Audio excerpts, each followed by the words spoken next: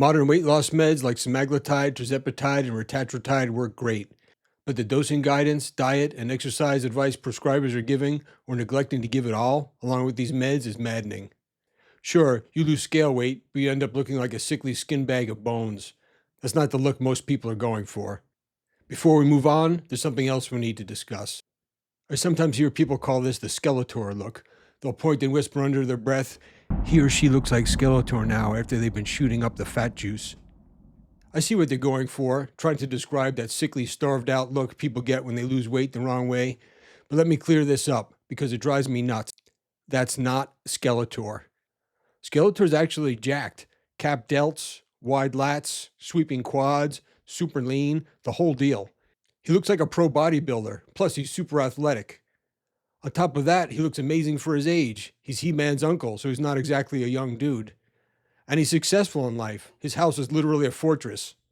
He just happens to have a skeleton head as a result of a magical accident, as everyone knows.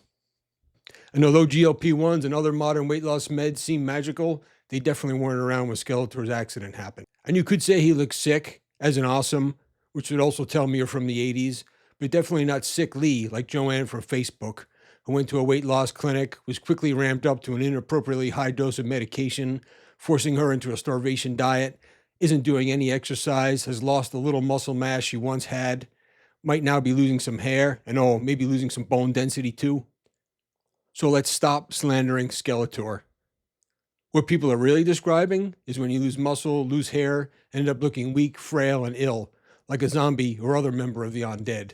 Totally different thing. And that's what happens when prescribers keep cranking up your dose unnecessarily and giving you garbage diet, training, and medical advice. Instead of looking strong and healthy, you just end up looking skinny fat, but at least you don't need a costume for Halloween. It's like the trainer at the gym who just beats you into the ground. They load you up with way too much volume and intensity, make you super sore for a week, and tell you that's proof something is working. Anyone who knows real training knows that's not impressive. It's counterproductive. But if you're new, it feels like something's happening, and you trust the expert you hired for advice. That's the same trick weight loss clinics play when they just keep ramping up your meds and celebrate the scale dropping fast. It's fake progress, not real results. It looks impressive on paper, but it sure doesn't look impressive when you're standing in front of the mirror looking at yourself naked. And so these clinics declare themselves weight loss gurus and add your big weight loss to their running tally of our patients have lost over 9 million pounds total or something like that. You end up losing as much muscle as fat. Your hair starts thinning. You look run down. Your friends notice you've lost weight and they say to your face, "Wow, you look great." But secretly, they're worried something's wrong with you. And one day, you accidentally walk in on them talking about you, and they're saying they think you might have cancer or some other disease, or maybe they think you've been smoking meth. A hard way to find out the plan's not working the way it should.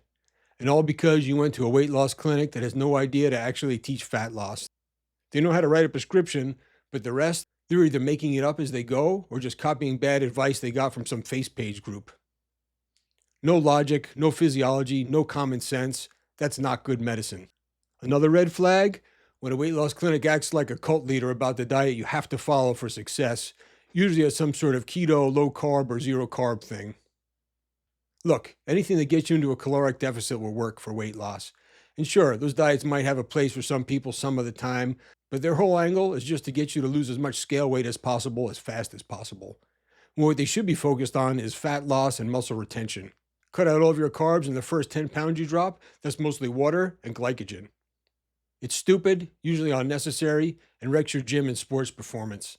So while the clown who gave you this terrible advice is declaring themselves a miracle worker, celebrating and cashing your checks, that's an 80s thing, by the way. Now it's Venmo or Apple Pay, maybe Bitcoin. But either way, they're still taking your money and celebrating.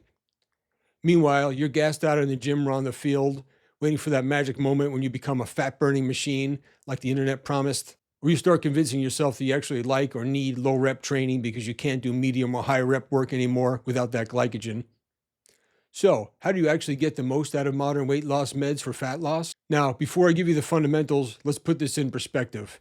Here's what Skeletor would do. I kid, mostly.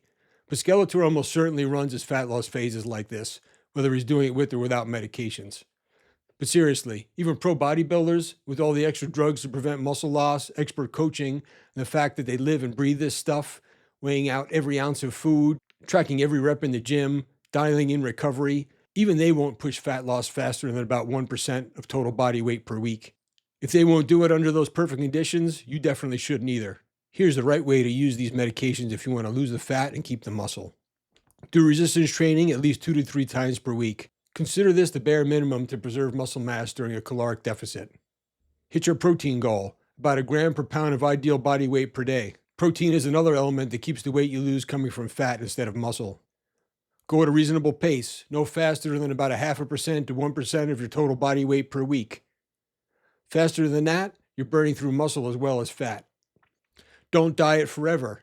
Keep fat loss phases between 10 to 16 weeks in most cases, and lose no more than about 10% of your total body weight in any one fat loss phase. Then, take a maintenance phase. That's where you go back to eating at your true maintenance calories, not losing, not gaining. And no, that doesn't mean going bananas and eating like an idiot between fat loss phases, then reporting back here that this stuff doesn't work. It means truly eating at maintenance, holding steady, not backsliding. It gives your body a chance to heal, restore energy and motivation, and reset your metabolism and hormones, so the next fat loss phase actually works better than if you just kept grinding it out. Titrate your medication dose as needed. You don't need to just keep cranking it up. You adjust the dose to control appetite for the phase you're in. Track your calories. Not tracking is like driving without a GPS. You might eventually get there, but you'll waste time and probably get lost along the way. Set up your diet intelligently. If you don't know what your maintenance calories are, start somewhere around 13 to 15 calories per pound of body weight per day. From there, subtract about 500 calories per day to create a deficit. That'll leave you losing about a pound per week. Then you adjust as needed. Carbs and fats can be set however you prefer within reason, but you certainly don't just completely eliminate one or the other. Tracking your diet, your weight, your progress pictures, and your gym performance will tell you what your real numbers are, but this gives you a solid starting point. Don't fear carbs. Cutting them only dumps water and depletes glycogen. It makes the scale move fast, but kills your performance. What matters for fat loss is the overall caloric deficit, not pretending that carbs are evil. Use cardiovascular training strategically. Favor walking and low-intensity zone 2 work. Limit cardio to 30 to 60 minutes per day max during a fat loss phase. Doing too much or going too hard eats into recovery and increases the risk of muscle loss. Pay attention to weight trends, not single weigh-ins. Weigh yourself daily, average weekly. The more data points you have, the smoother the curve, and the more clear the picture is. Add other metrics like progress photos, what you see in the mirror, and how your clothes fit to round out that picture. Remember, early changes are often just water and glycogen shifts, not actual fat loss or fat gain. Log consistently. Log your food, your weight, your training. What gets measured gets managed and changed.